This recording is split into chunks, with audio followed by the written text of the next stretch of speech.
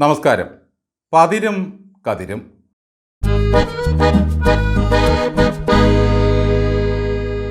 വിപ്ലവത്തിൻ്റെ സ്വർണ്ണ വെളിച്ചമണഞ്ഞു. വഴിവക്കിൽ മഴ നനഞ്ഞ് മുറിവുകളിൽ നിന്നും ചോര വാർന്ന നിലയിൽ പാർട്ടി കിടക്കുന്നു. എവിടെയും നിരാശാഭരിതമായ മുഖങ്ങൾ മാത്രം. ഒഴിഞ്ഞ പടപ്പാളയത്തിലേക്ക് തിരിച്ചു പോകാൻ സൈന്യത്തിനും കഴിയുന്നില്ല. പാർട്ടി ഓഫീസുകളിൽ മൗനം തളം കെട്ടി നിൽക്കുകയാണ്. ആളൊഴിഞ്ഞിരിക്കുന്നു. കാൽക്കീഴിലെ മണ്ണൊലിച്ചു പോയതിൻ്റെ കാരണമറിയാൻ PB കൂടുകയാണ് ഡൽഹിയിൽ. നാളെ പറയും തെറ്റുകൾ തിരുത്താൻ പാർട്ടി തീരുമാനിച്ചു. ഓരോ പരാജയത്തിൻ്റെ ഒടുവിലും ആ പറച്ചിൽ നമ്മൾ കേൾക്കും. പക്ഷേ നേതൃത്വത്തെ അണികൾ നന്നായി തിരുത്തി തുടങ്ങി. ഇനി ഇങ്ങ് പോരൂ ബേബി സാറേ. CPM ഒരു കണ്ണൂർ പാർട്ടി പോലും അല്ലാതായിരിക്കുന്നു. പിന്നെ എന്തിനാണ് ദില്ലിയിൽ ഒരു AKG മന്ദിരം? കിട്ടുന്ന കാശിന് ആർക്കെങ്കിലും അങ്ങ് കൊടുക്കണം. BJP ആണെങ്കിൽ നല്ല വില തരും. പക്ഷേ അരിവാൾ ചുറ്റിക അവരെടുക്കുമെന്ന് തോന്നുന്നില്ല.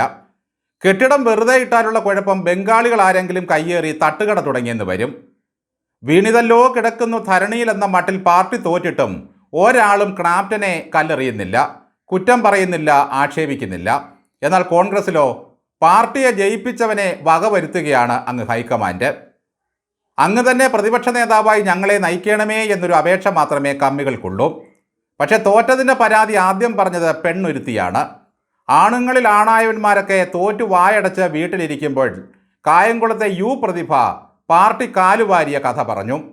ആദ്യത്തെ വീക്ക് വെള്ളാപ്പള്ളിക്കാണ് പ്രതിഭ കൊടുത്തത്. യഥാർത്ഥ ശ്രീനാരായണീയ ദർശനങ്ങളിൽ ആകൃഷ്ടയായ എന്നെ അവർ തോൽപ്പിച്ചു കളഞ്ഞു എന്നാണ് പ്രതിഭ പറഞ്ഞത്. അതിന് വെള്ളാപ്പള്ളി മറുപടി കൊടുത്തത് കടുത്ത ഭാഷയിലായിരുന്നു. മോൻ കഞ്ചാവ് കച്ചവടത്തിന് പോയപ്പോൾ വിലക്കണമായിരുന്നു.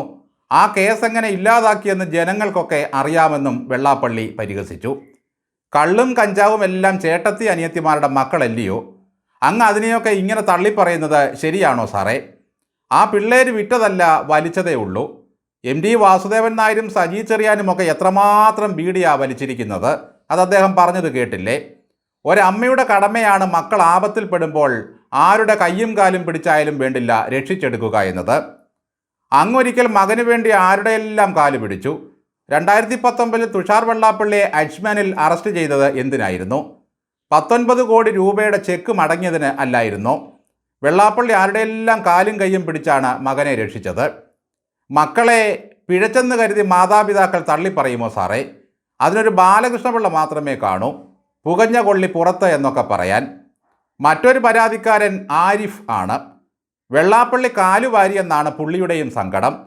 ശബരിമല അയ്യപ്പനെ പെണ്ണുകെട്ടിക്കാൻ നടന്ന മറ്റൊരു മുതലാണ് അദ്ദേഹം.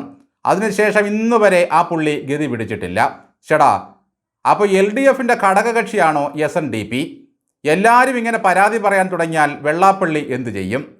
കയ്യിലിരിപ്പ് കൊണ്ടാണ് തോറ്റതെന്ന് ഒരു കമ്മ്യൂണിസ്റ്റുകാരനും സമ്മതിക്കില്ല എന്നതാണ് സത്യം. ഒരു ചിത്തരഞ്ജൻ സഖാവുണ്ട്. ഹോട്ടലിൽ കയറി അപ്പവും മുട്ടക്കറിയും ഭക്ഷിച്ചു. അപ്പത്തിന് ഭാരക്കുറവ്, മുട്ടയിലെ മഞ്ഞക്കരുവിന് വേണ്ടത്ര വലിപ്പമില്ല. പരാതിയുമായി എവിടെല്ലാം പോയി. ഒടുവിൽ ചിത്തൻ നാറി. അപ്പത്തിനും മുട്ടക്കറിക്കും അങ്ങനെ ചിത്തരഞ്ജൻ ഫുഡ് എന്നൊരു പേരുമായി. ഈ ചിത്തൻ അവസാന കാലത്ത് നിയമസഭയിൽ പറഞ്ഞ ഒരു പരിഹാസം ആരെങ്കിലും മറക്കുമോ? 2 കൈയില്ലാത്തയാളിൻ്റെ ചന്തിയിൽ ഉറുമ്പ് കടിച്ചാൽ എങ്ങനെയിരിക്കും? അതേ അവസ്ഥയാണത്രേ പ്രതിപക്ഷത്തിന്. ഇങ്ങനെ വകതിരിവില്ലാത്ത വർത്തമാനം പറഞ്ഞ് മനുഷ്യരെ അപമാനിച്ച ചിത്തനെ വോട്ടർമാരങ്ങ് കൈകാര്യം ചെയ്തു. 2 കൈയും പിടിച്ചു കെട്ടിക്കൊണ്ട് നിർത്തിയിട്ട് ആ പറഞ്ഞ ഭാഗത്ത് കട്ടുറുമ്പിനെ കയറ്റി വിട്ടു. കടിയേറ്റിപ്പോൾ കിടന്ന് ഞെളിവിളി കൊള്ളുകയാണ്. മറ്റൊരു പരാതിക്കാരി പാട്ടുകാരി ദലീമയാണ്. പാർട്ടിക്കാരെല്ലാം കൂടി ചേർന്ന് തൻ്റെ കാലുവാരി അത്രേ. കൂടെ നടന്ന സഖാക്കൾ പോലും മാറ്റി കുത്തിക്കൊടുത്തു. ഈ ദലീമയാണ് പറഞ്ഞത് പിണറായി വിജയനെ കാണുമ്പോൾ മാർപ്പാപ്പയെ പോലെയാണ് എനിക്ക് തോന്നുന്നതെന്ന്. അത് കേട്ട വിശ്വാസികൾ വരെ നെറ്റി ചുളിച്ചു. ശരിക്ക് പണിയും കൊടുത്തു. പ്രവർത്തകർ പറഞ്ഞിട്ട് നേതൃത്വം കേട്ടില്ല. ഒടുവിൽ അണികൾ നേതൃത്വത്തെ തിരുത്തി. 3ാമതും സീറ്റ് കൊടുത്തതിൻ്റെ നന്ദിപ്രകാശനം എന്ന നിലയ്ക്കായിരുന്നു പിണറായി വിജയനെ ദലീമ മാർപ്പാപ്പയാക്കിയത്.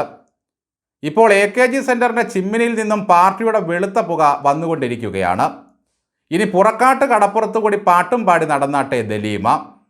പിണറായി വിജയൻ്റെ വായിൽ നിന്ന് വരുന്നതൊക്കെ സങ്കീർത്തനങ്ങളാണെന്നും ദലീമ പറഞ്ഞിരുന്നു. ഇപ്പോൾ പിണറായി കാക്കയ്ക്ക് വായ്പുണ്ണ എന്ന പോലെ വായടച്ച് കവിളും വെറുപ്പിച്ച് നടക്കുകയാണ്.